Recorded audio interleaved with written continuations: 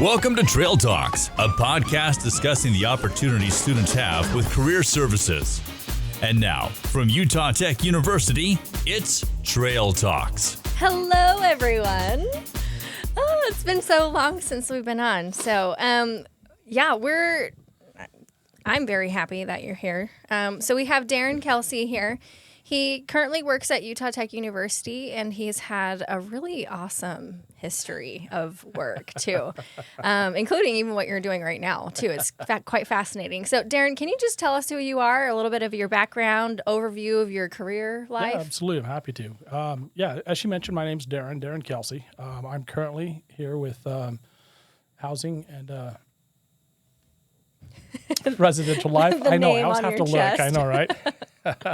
I'm the custodian over at Campus View 2, and I take care of that building. Clean the floors, wipe the walls, all that stuff that needs to be done to make sure the students feel comfortable. Yes. And that's what I currently do. Prior to that, I spent roughly 30 years in human resources in corporate America. I traveled a lot, and I did a lot of talent acquisition, a lot of hiring, a lot of training,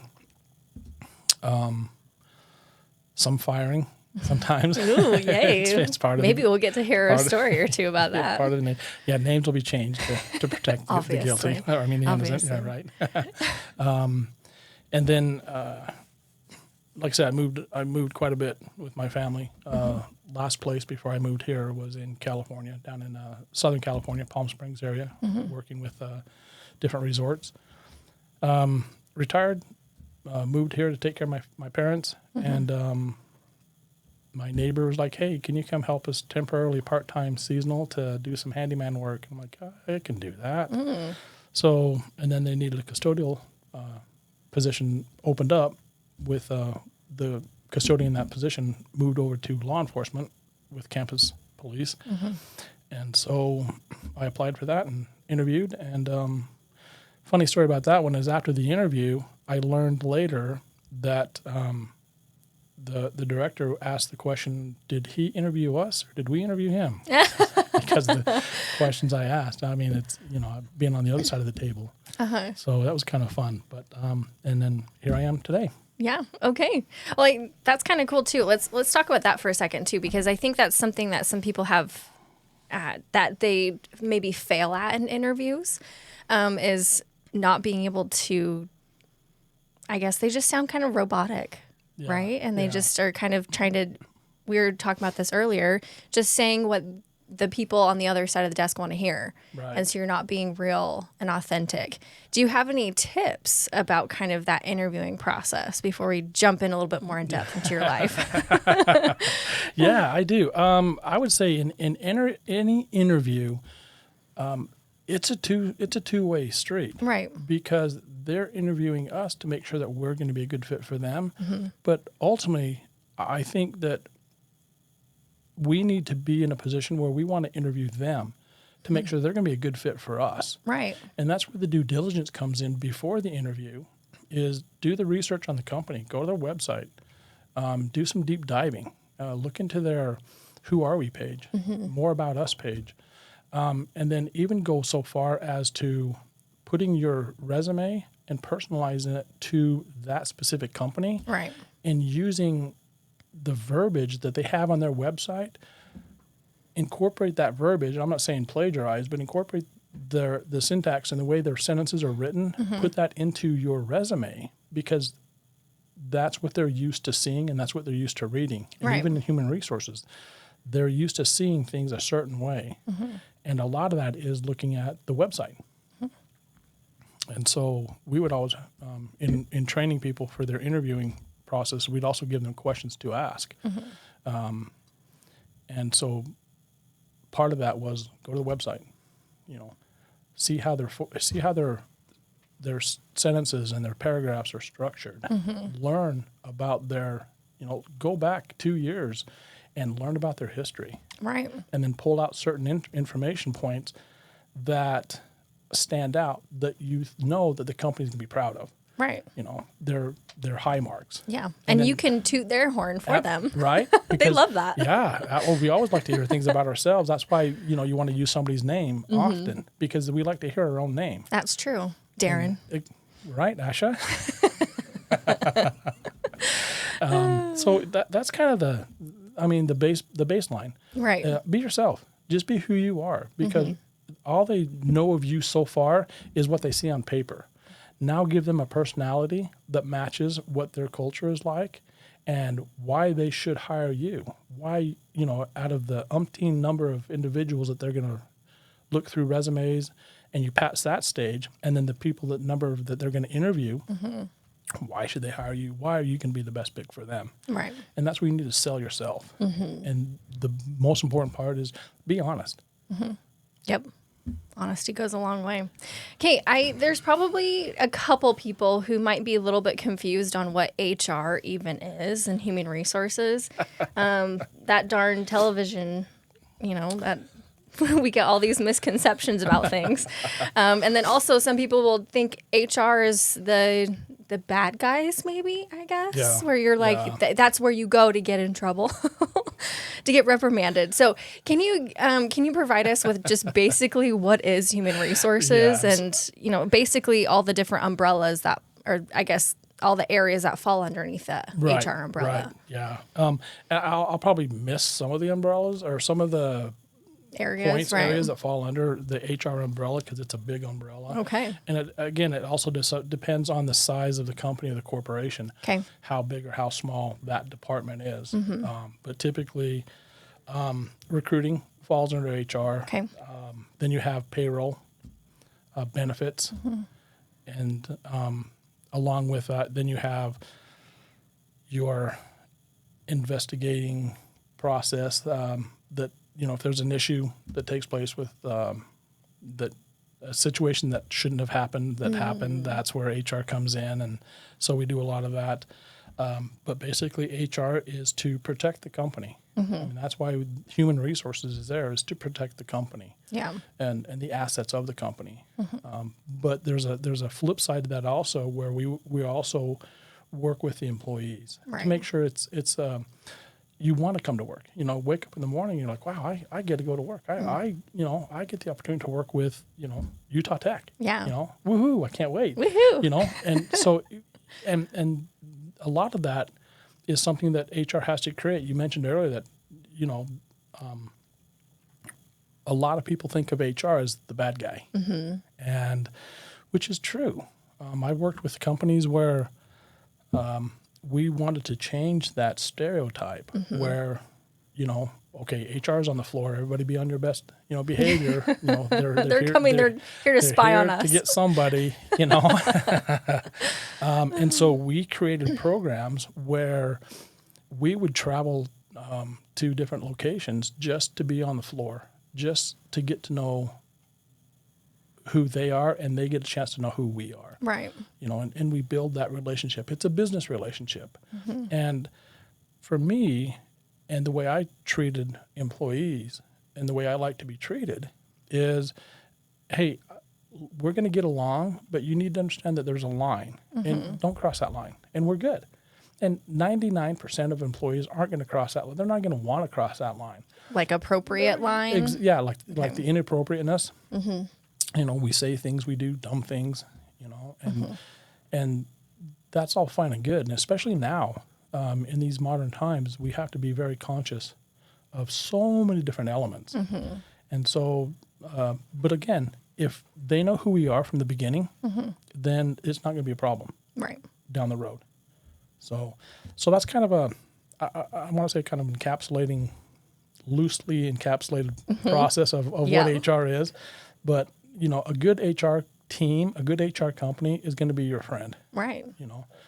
As long as everybody knows the lines that are set, and not to cross those lines, not But again, most people aren't. I don't know. Well, it's also, I think, that's the professionalism in you, right? So as long as you're being a professional, you're not going to cross those lines. Right. And, HR was created for me, and I worked in HR because I like to have fun. I mean, work should be a game. Let's have fun. Yeah. Well, that's what makes it a good time, right? Right, absolutely. So what area of HR did you like working in the most? I liked working, basically talent acquisition was my... Which is? Recruiting. Right, okay. I loved to find individuals and help them make their dreams come true. I love that. My montage was always, hey, find something you like to do and then learn to make money at it. Mm-hmm. Because then you're going to have, we all have bad days, but you always have a good day. Some days are better than others. Mm-hmm. And if we go at life like that, we're never going to have really just a horrible day. Right. All right, glad today's over. Let's put that one in the books and start over again tomorrow. So how did your personality, because that kind of, sometimes it's even just like a personality fit, right? So how did your personality just kind of mesh seamlessly into that talent acquisition? My personality is, I like to have fun. Mm-hmm. And being able to listen, we have 2 ears and 1 mouth, so we need to listen twice as much as how we talk, or, what we say. Wisdom. And so a lot of times when we ask questions, they're discovery questions, and we may know the answer that we want them to tell us, which is a different aspect altogether, because we really shouldn't have an answer. We want their answer. But just listen. Ask the question and then sit back and listen and let them talk, because you want them to sell themselves to you as the employer or as the recruiter. You're the gate. You're the person they have to get through to get to the hiring manager. And so we're sort of funneling. We're the control on the funnel. You dump everybody in the top, and then they slowly progress down to the bottom. And we'll interview 30, 40 people for maybe one position, and that hiring manager can get one to three individuals, and of those 1 to 3, they're going to hire at least one of those people for that position. That's our job, to qualify and quantify that person who's going to be a best fit. And so personality is a lot of it. And I guess for my personality, I'm open, gregarious, loud. Well, you probably just, I would imagine, make people feel comfortable then. Is that natural? It's kind of a natural thing for me. If I can just stand there and, and toot my own horn, I think that's something I like to do. I like to make people feel comfortable. Right. Even now, I've had the opportunity to interview for some part-timers, and I'll always say, and I did this all the time, what I want you to do is right now is just take a deep breath. Take a deep breath and then blow it out. Just relax. Yeah. We're both here for the, Well, it's even okay to say in interviews, I'm feeling a little bit nervous right now. Absolutely. Because someone who's on the other side of the table, the interviewer, they should know that you're going to be nervous. Your hands will be cold, clammy, your insides are all churning right now. It's like, oh man. How's my hair? How's my makeup? Or, how's my tie? Is it straight? I don't know what questions they're going to ask. What do I say? Right. And so a lot of that is self-deprecating to the point that we destroy the interview before it's even over. So true. So I the first thing I like to do in anything is just put them at ease. Let them know that, we both we both put our pants on the same, one leg at a time. Right. And then we go from there. But you're probably one of the more nice people, because I feel like I've had some interviews where they wanted to make you feel uncomfortable to see what you would do. Yeah. Well, and that would depend on the department that you're interviewing for. If it's, if it's a manufacturing position where it's high stress, you want to help them feel a little bit about that. What a day in the life of is going to be like. But in my opinion, a good interviewer will tee that up and set that up in the beginning. Okay, I'm going to walk you through a little scenario here, because I want you to understand what a typical day in the life of someone on the manufacturing line is going to go through. Right. Or maybe it's a position that's under high stress all the time, But and recruiting is high stress. It's numbers driven. And if you don't hit your numbers, then there are situations and processes that we go through to help you hit your numbers. But after a continual basis, we're going to have to part ways because Right. it's just not working out. Right. And that's nothing, not saying that you're a bad person, not saying you're a good person. It's just, it didn't work out for us. Because I know of sales reps that we let go and they went to a competitor and then they just crushed it. They became their number one sales rep. Because again, it's a lot of that is the cultural fit, Right. that personality.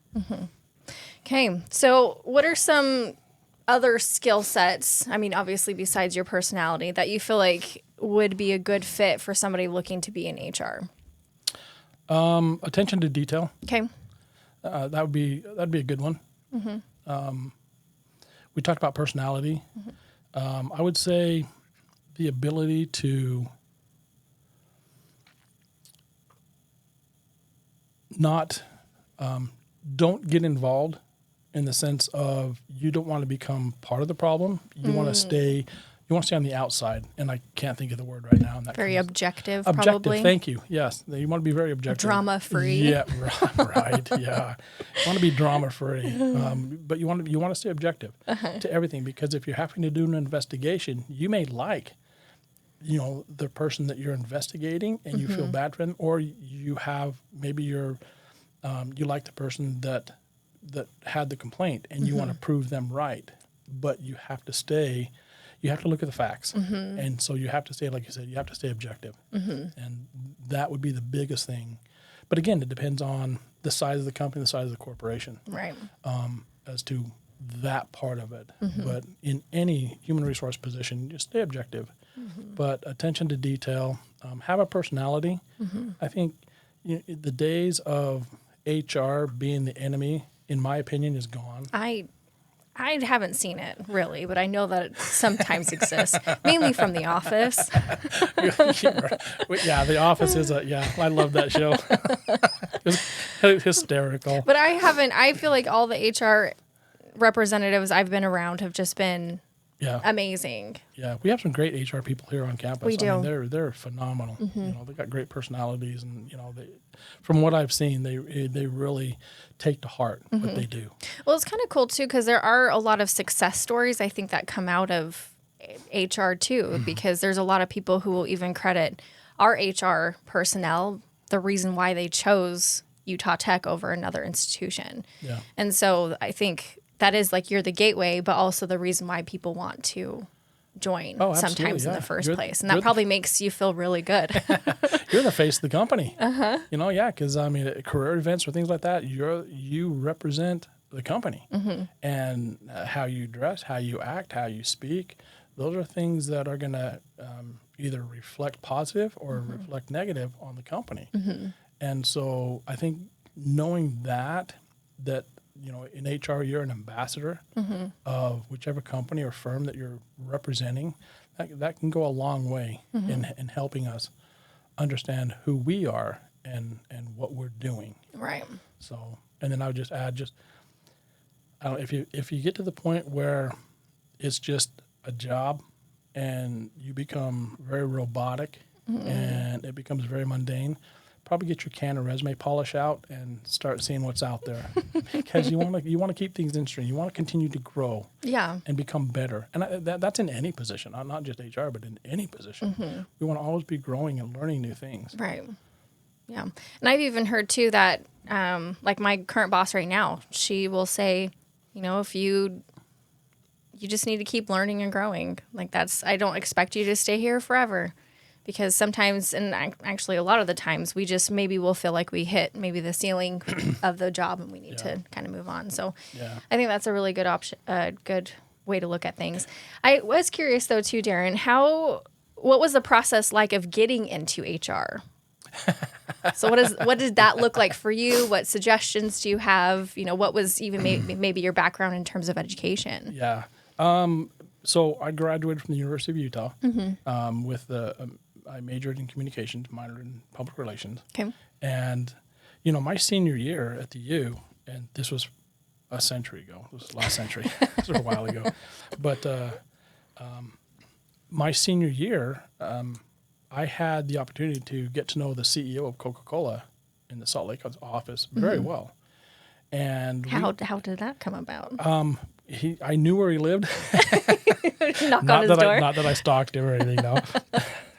I just he just stopped one day and we were talking, and he started telling me more about what he did, and and again, it's just that, like you said, that personality. People just start talking to me, Right. and so I told him what I was doing, and he was like, "So I'll tell you what." He said, "I got to fly up to Boise, to our Boise office with my CFO this weekend. Monday, come into my office and we'll get something going for you when you graduate." So I was pretty excited about that. Yeah.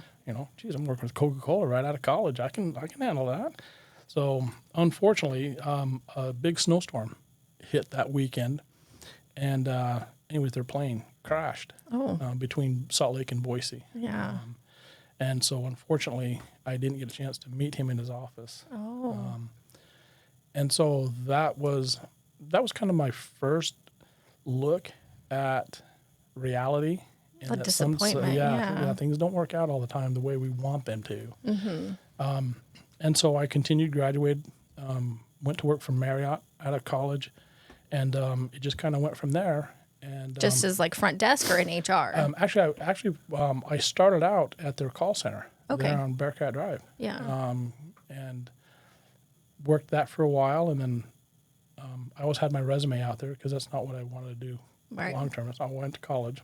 Oh, well, I know, right? everyone take that to heart, though, too. Sometimes you don't get your dream job right out of Right, college. and that's a very good point. I mean, we have to be able to take what we can get at the time and look at what experience we're gaining from that. Because even that job, I can look back and say, yeah, this is how I learned, and how help you right, become who you are. Right, absolutely. So, from there, I contacted a recruiting firm, and they brought me in, interviewed me, and so I became a headhunter for several years. And what a headhunter is, I'm not actually looking for heads, but they call them headhunters because you're basically going after specific individuals. Like if I would go out and find a company that needed maybe a director of finance. And so then I would start doing my search for individuals who had that type of a background. And then I would go after those individuals. And so that's why they call them headhunters. I'm looking for specific individuals. Specific skill sets. Yeah, to Right. take them away from company A and put them with company B, which is kind of fun because then I'd go back to company A and say, I know you're looking for a director of finance. Because I just took your director of finance. I've got some individuals that you might be interested in because I'd have, a paddock of resumes and people that I've met with that I think would be a good fit for that company. So it's good recruiters are always looking under every rock, typically, to find opportunities. And so I did that for several years, and that's where I really learned. I mean, they were always teaching us and guiding us and training us to what to look for and how the question to ask and how to teach others how to be good interviewees as well. And then I, just by happenstance, I ended up in hospitality, and it kind of went from there. I was to the point where my first interview, I had a PowerPoint presentation. And I sat down with the director of HR, and I went through my PowerPoint with this guy, and he was like, "All right," I'm going to move you on to have you meet with the vice president of sales. Don't bring your PowerPoint because he won't get it. He says, "I do. I loved it. That's kind of what we're looking for." But he's high speed, low drag. So just meet with him. And so I did, and I was hired. And 2 days later, I was on a flight to Colorado Springs because they were launching a new sales center up there. So and that's another story because I missed my flight. New employee missing your flight. That's a good impression. Oh, that's sad. We'll talk about that. Maybe we get to failures. Right. Well, we actually have almost a little bit over 1 minute left. Oh, gosh. Time goes flying, doesn't it? Yeah. So do you have any advice, any suggestions on kind of that journey or any other things you would like to kind of talk about for another minute? Yeah, you got to have fun. Just have fun and enjoy what you do. I mean, especially as college students, you're going to school, and obviously if you've chosen your major, there's a reason that you chose that major, And if you've forgotten that reason, find it. Yeah.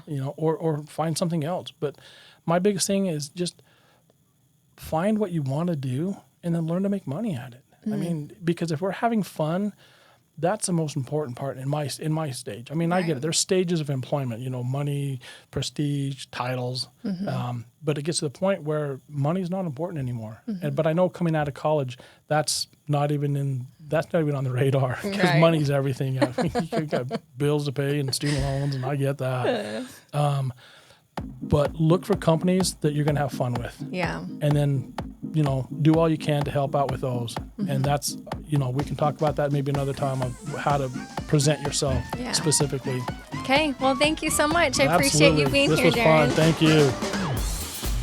Thanks for listening to Trail Talks, a podcast discussing the opportunities students have with career services at Utah Tech University. For more information, go to career.utahtech.edu. Till next time, this has been Trail Talks.